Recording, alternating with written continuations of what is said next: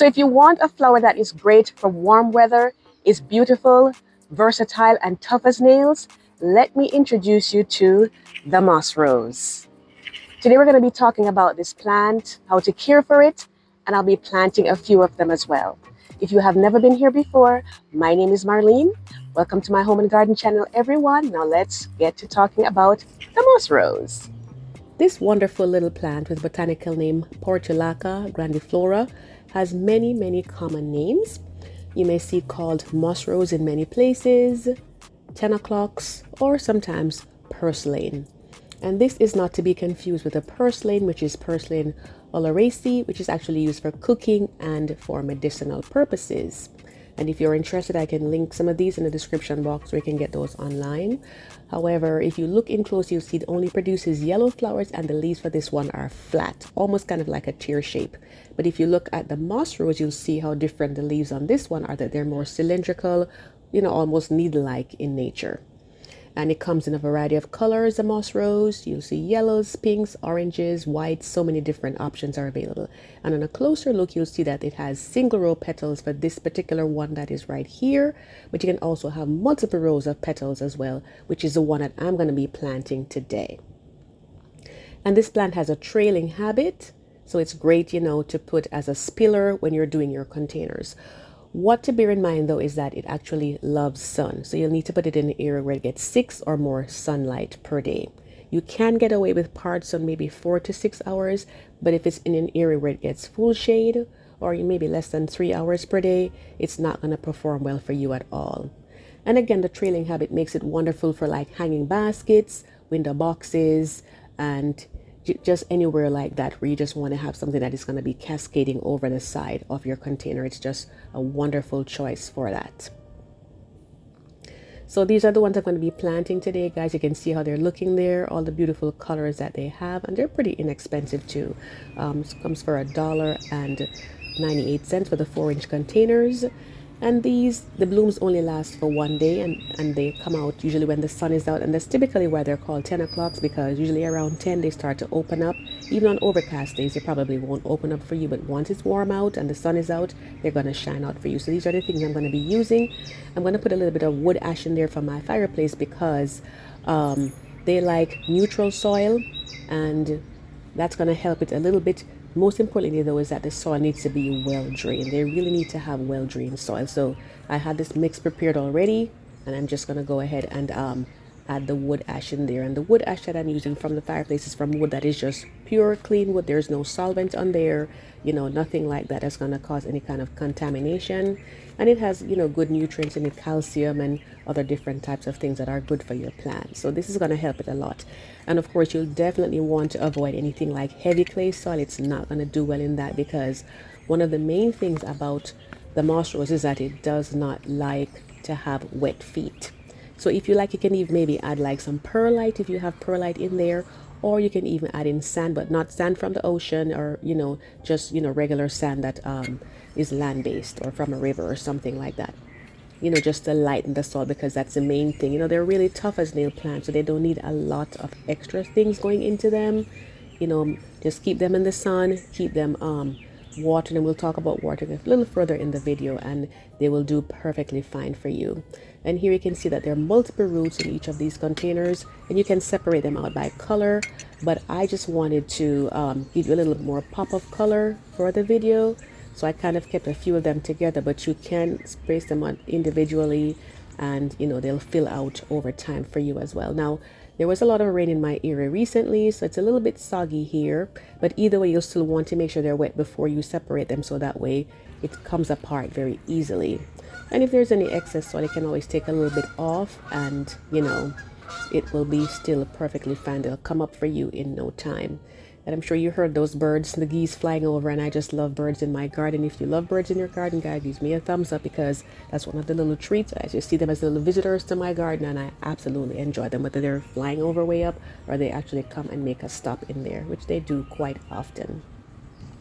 And then you just basically arrange them the way that you want, and you'll want to be sure that you space them out as evenly as you can.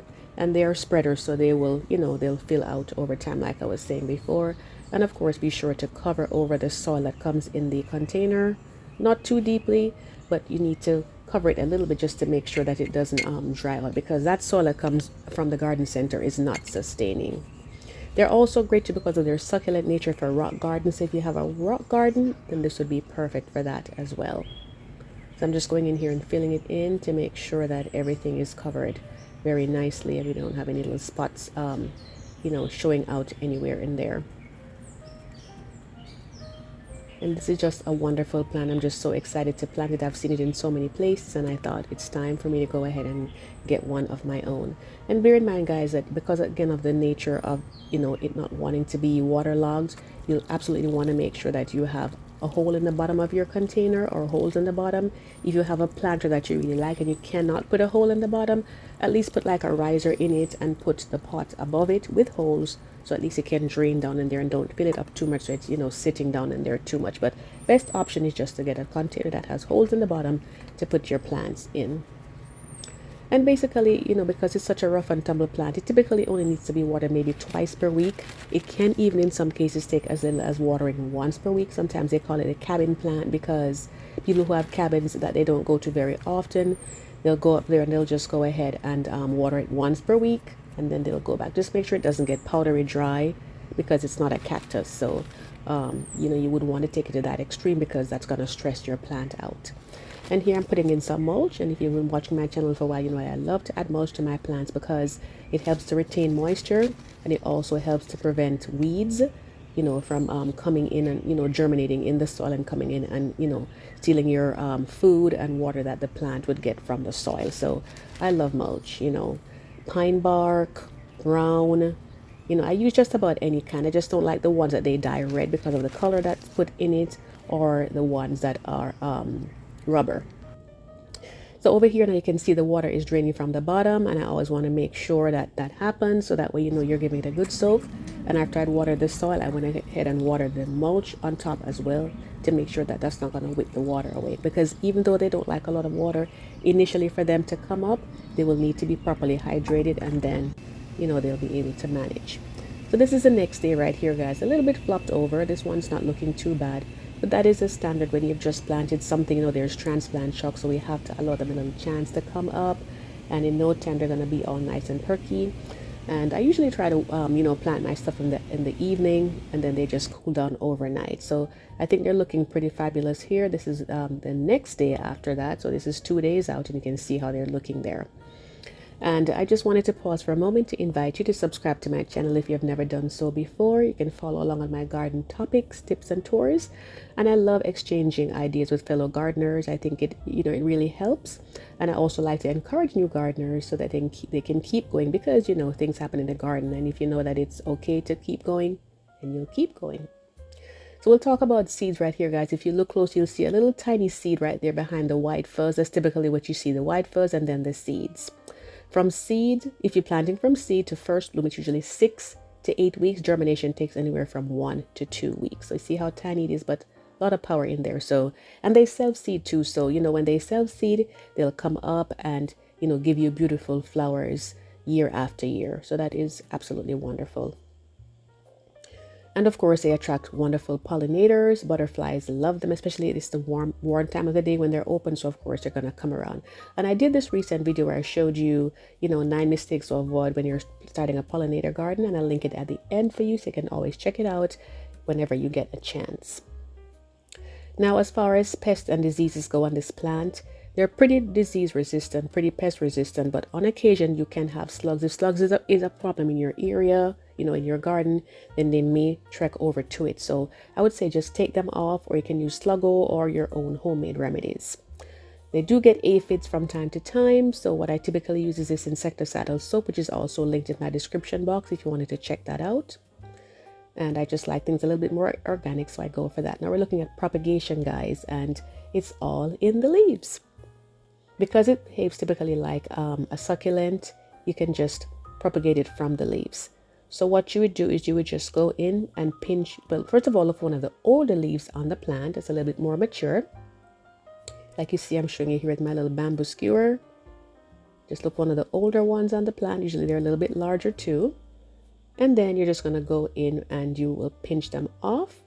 And when you're going in to pinch them off, just try to go as close to the stem as possible, so that way you have as little damage.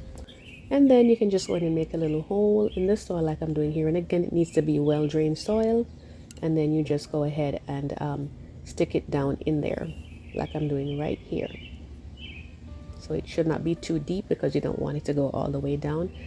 And then you just go ahead and press in lightly, because they do need to have that contact with the soil so that the roots will form.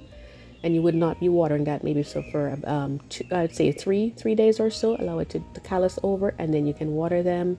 And usually maybe like every 3 days or so you can water them at that point, and it'll come for you in no time, and then you'll have more flowers. But bear in mind the time frame, guys, that it takes, usually about 6 to 8 weeks for you to get blooms coming out.